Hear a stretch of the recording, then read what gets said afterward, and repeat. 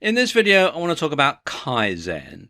And when you use Kaizen, it means lots of small changes to get really big results. Now, Kaizen is a term from Japan, and it's Japanese for improvement. When used in the business sense and applied to the workplace, Kaizen refers to activities that continuously improve all functions and involve all employees, from the CEO to the assembly line workers. And it also applies to processes such as purchasing and logistics that cross organizational boundaries into the supply chain. It has been applied in healthcare, psychotherapy, life coaching, government, banking, and other industries.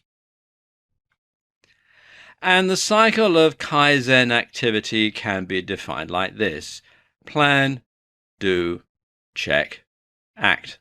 And then one could also add rinse and repeat. This is also known as the Schuhart cycle, the Deming cycle, or PDCA.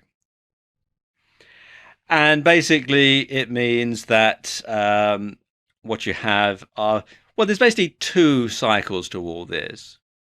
The first cycle is plan, do, check, and act, while the second cycle is a subset of the do part, containing problem finding, display, clear, and acknowledge.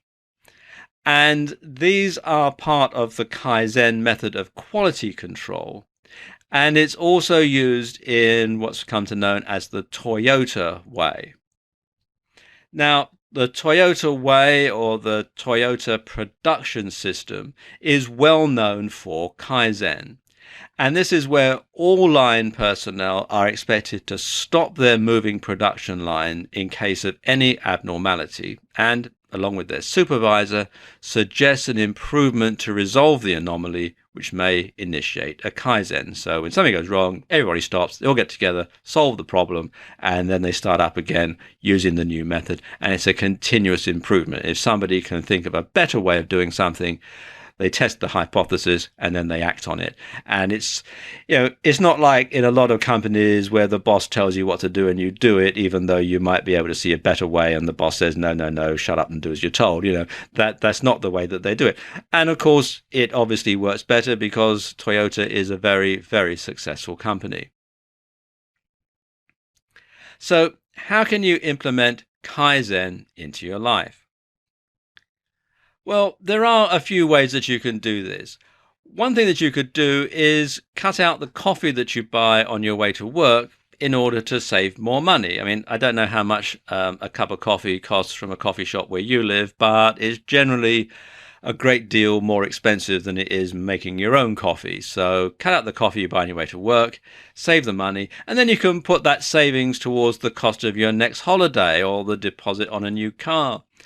And it's just a little bit of money put aside every day. But by this time next year, your next holiday could be paid for. So effectively, your holidays cost nothing, that sort of thing.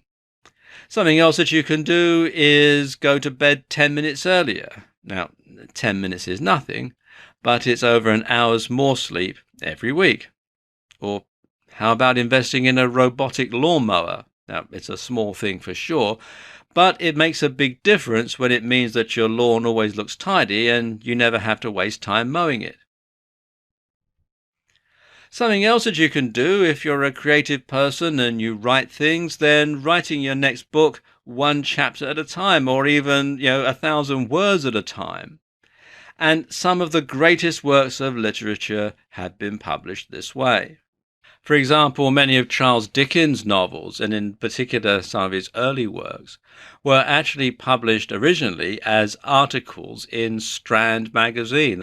And once you start to implement Kaizen into your life, it becomes a virtuous circle where you find that you're doing positive improvements all the time.